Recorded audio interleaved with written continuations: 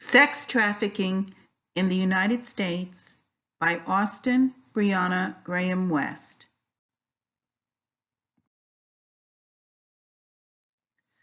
People will sometimes ask, what is sex trafficking? Sex trafficking is a form of modern-day slavery in which someone coerces or deceives another person into commercial sex exploitation for profit. Further, if a child is sold for sex, he or she is considered a victim of sex trafficking by nature of their age.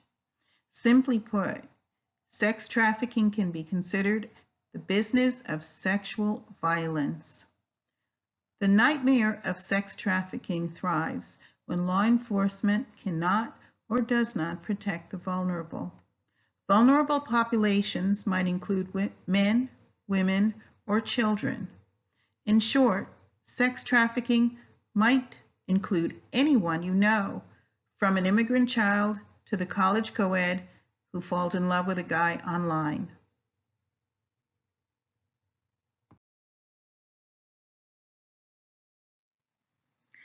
As you can see, sex trafficking is everywhere.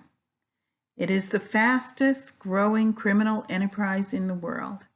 At least 20.9 million adults and children are brought and sold worldwide into the sex service. And as you can see from the map, they're in places that you wouldn't even expect. In suburbs, in large cities, small towns, rural areas.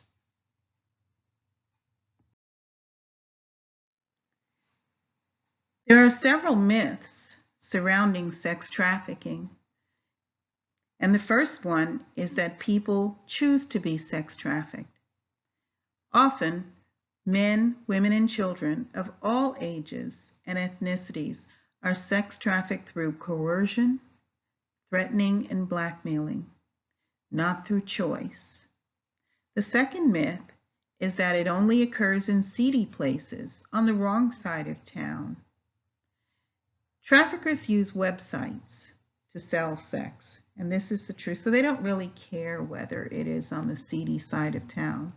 They also take victims to hotels or truck stops or wherever they can be sold multiple times a night. So they could be selling a child next door to you. They take them anywhere. Number 3, sex trafficked victims are druggies or runaways. Not true.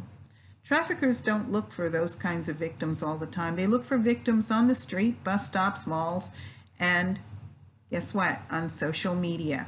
They seek out people when they're the most vulnerable, lonely, in need, and desperate. This includes your average teenager at the mall or an adult at the bar.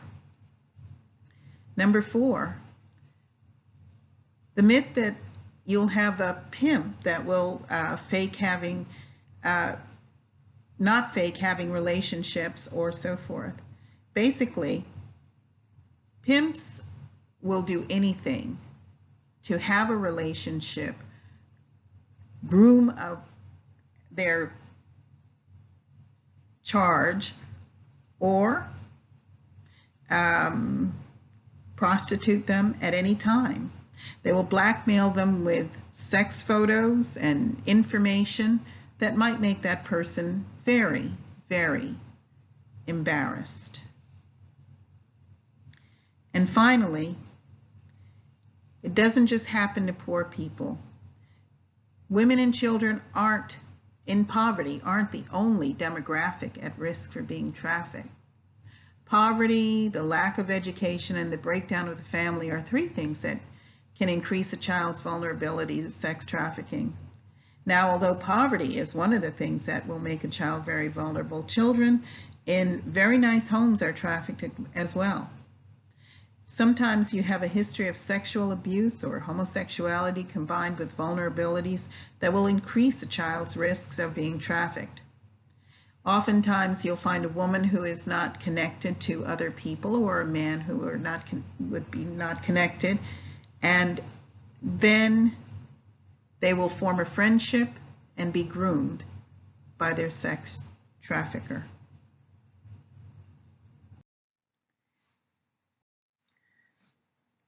Often overlooked is the issue of child marriage. It is estimated that 140 million girls under the age of 18, or 39,000 a day, will enter into forced and early marriage between the years of 2011 and 2020. Forced marriage is identified by the United Nations as a contemporary form of slavery. It takes place without the full and free consent of the bride or groom, and is often coupled with varying degrees of pressure from family members with threats of violence.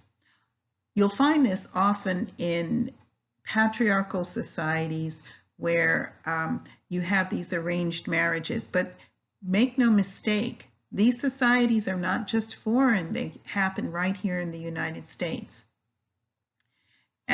Contrary to popular belief, forced marriage occurs not only in South Asia or the Middle East or Africa, but also here, right here in the United States.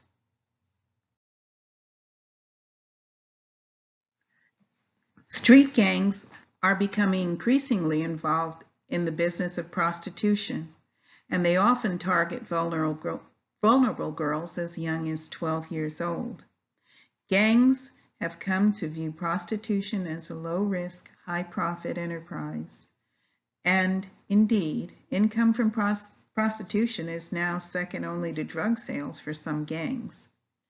Gangs have quickly adapted strategies to recruit and trap young girls into sexual exploitation, often targeting runaways and foster children and other at-risk youth.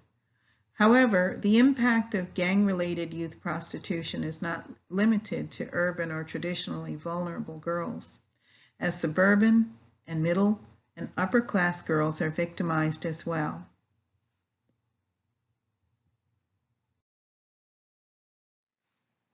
Now I'm going to talk a little bit about pornography and sex trafficking.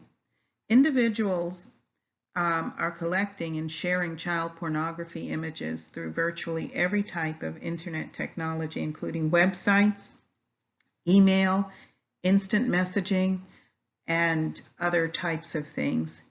Those who seek to participate in or are currently participating in the exploitation of children usually use the internet networks to connect, and they have forums that will allow them to share their interests, desires, and experiences abusing children. In addition to selling and sharing images, they trade them. The emergence of these types of online communities has also promoted communication between offenders, both normalizing their interests in children and desensitizing them to the horrors and the damages that they're inflicting on the children that are being exploited.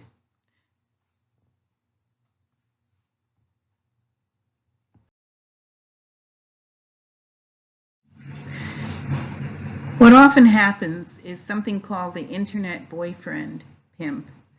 And the internet boyfriend pimp is found on social media, where a girl will be befriended by somebody who she thinks is young and handsome and all that kind of stuff.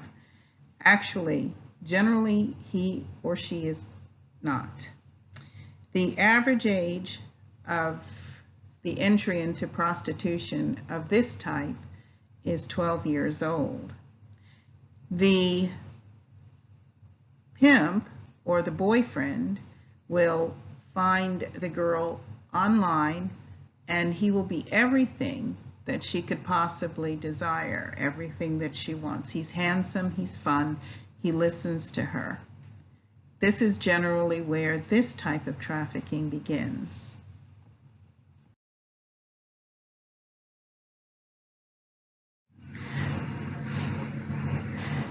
So, what can be done? The Trafficking Victims Protection Act was authorized in the year 2000 and was the first federal law to address sex trafficking and labor trafficking in the United States. The TVPA focused on the prevention and the protection for trafficking survivors, as well as the prosecution of traffickers. Everyone, however, has a role to play in combating human trafficking. Recognizing the signs of human trafficking is the first step in identifying a victim. Do not, however, at any time attempt to confront a suspected trafficker directly or alert a victim to your suspicions. Your safety, as well as the victim's safety, is paramount. Remember, these are criminals. So, why is it important to combat sex trafficking? Sex trafficked people face similar health consequences to women who are exploited for labor purposes, or people who have experienced domestic violence. Many of the sex workers contract sexually transmitted infections, or STIs, STDs. And in a study by the London School of Hygiene and Tropical Medicine, only 1 of 50 trafficked women interviewed felt well informed about sexually transmitted diseases or the possibility of getting HIV.